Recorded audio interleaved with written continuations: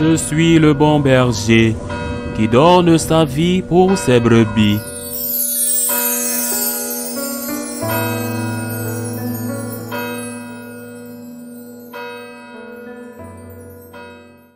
En ce temps-là, Jésus disait à ses disciples cette parabole. Un homme qui partait en voyage appela ses serviteurs et leur confia ses biens.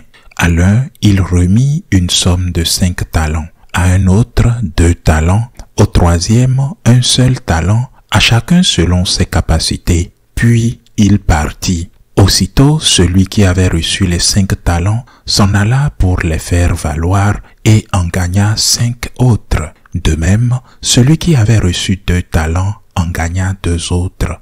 Mais celui qui n'en avait reçu qu'un alla creuser la terre et cacha l'argent de son maître. Longtemps après, le maître et ses serviteurs revinrent et il leur demanda des comptes.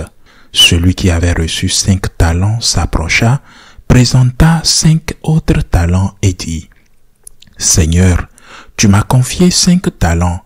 Voilà, j'en ai gagné 5 autres. » Son maître lui déclara, « Très bien, serviteur bon et fidèle. Tu as été fidèle pour peu de choses, je t'en confierai beaucoup. Entre dans la joie de ton Seigneur. » Celui qui avait reçu 2 talents s'approcha aussi et dit, « Seigneur, tu m'as confié 2 talents. Voilà, j'en ai gagné 2 autres. » Son maître lui déclara, « Très bien, serviteur bon et fidèle, tu as été fidèle pour peu de choses, je t'en confierai beaucoup. Entre dans la joie de ton Seigneur. » Celui qui avait reçu 1 seul talent s'approcha aussi et dit, « Seigneur, je savais que tu es un homme dur, tu moissonnes là où tu n'as pas semé, tu ramasses là où tu n'as pas répandu le grain. J'ai eu peur et je suis allé cacher ton talent dans la terre. Le voici, tu as ce qui t'appartient. » Son maître lui répliqua, « Serviteur mauvais et paresseux, tu savais que je moissonne là où je n'ai pas semé, que je ramasse le grain là où je ne l'ai pas répandu. Alors, il fallait placer mon argent à la banque et à mon retour, je l'aurais retrouvé avec les intérêts.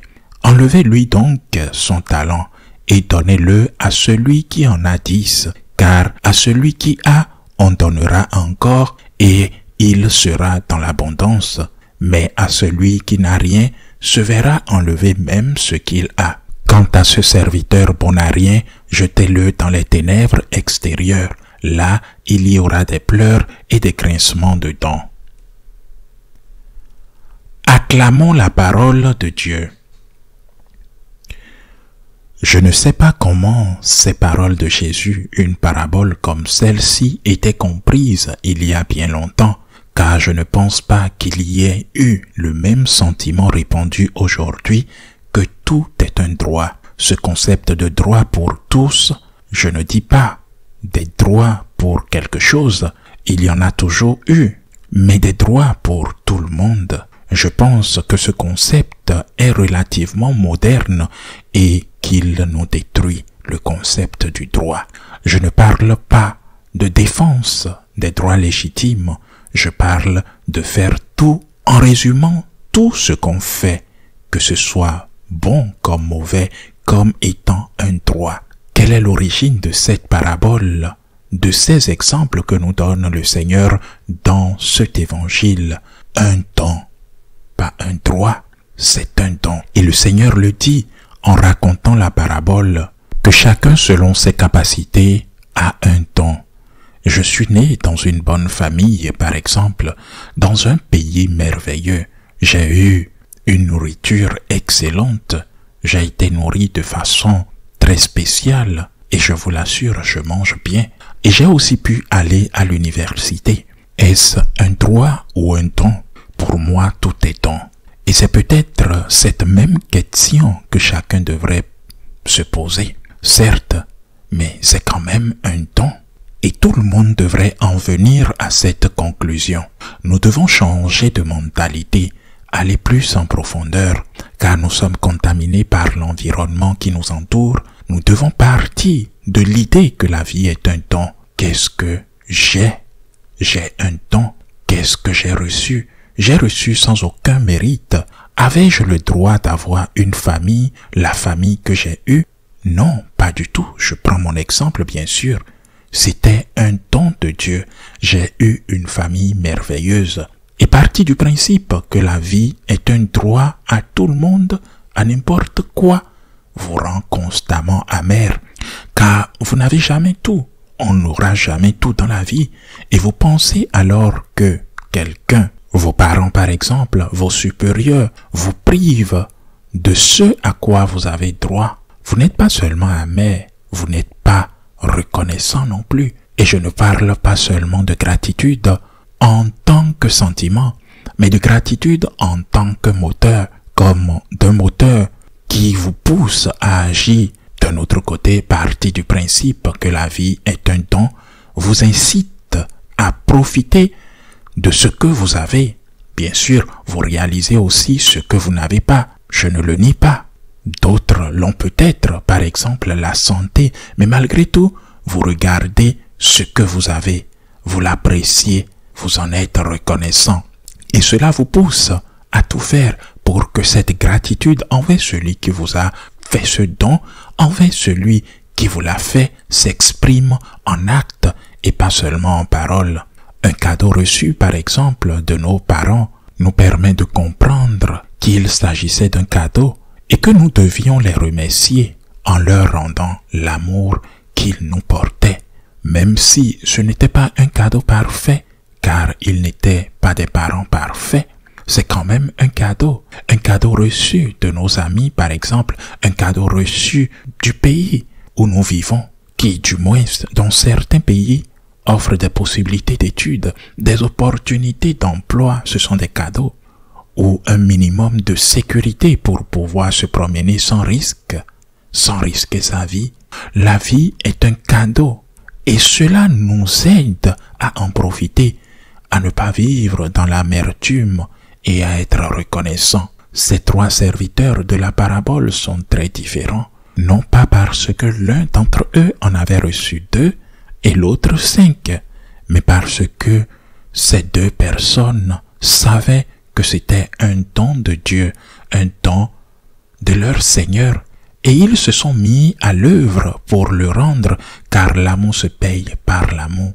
Peut-être celui qui avait 2 aurait-il pu dire, « Regarde, il m'a juste donné 2, et toi on t'a donné 5, alors je ne vais rien faire. » Mais ce ne fut pas le cas.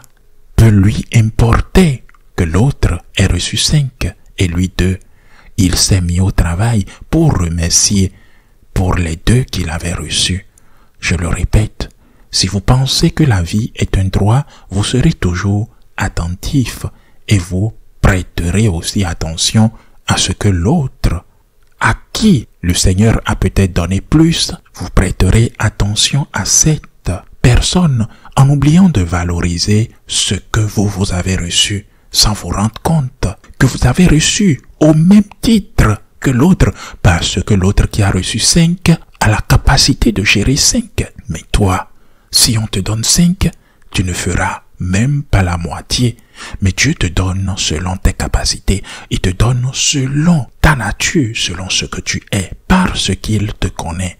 Et ce troisième serviteur, en revanche, n'en avait reçu qu'un. Vous voyez la différence entre 1, 2 et 5. Il y a une différence significative. Celui qui en avait reçu 2 pouvait se plaindre, mais il ne l'a pas fait. Mais voyez-vous, chers frères et sœurs, il y a un autre qui a reçu juste un seul talent. Celui qui en avait reçu 2 pouvait dire, il m'a juste donné 2 parce que je ne suis pas productif. Mais non, regardez, chers frères et sœurs, il y en a eu qui ont reçu un seul talent. Mais revenons à l'essentiel. Que vous ayez reçu 1, 2 ou 5 talents, ne perdez pas de vue que c'est un don. Et je dois agir en fonction du don que j'ai reçu. Le problème n'est pas ce que l'on reçoit. Il y aura toujours quelqu'un qui recevra plus que vous dans un domaine ou dans un autre, voire dans plusieurs domaines. Il y aura toujours quelqu'un qui recevra moins que vous.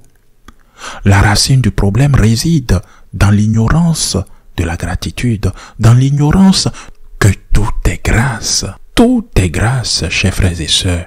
Combien de fois Sainte Thérèse de Lisieux l'avait-elle répété? Tout grâce, tout est grâce.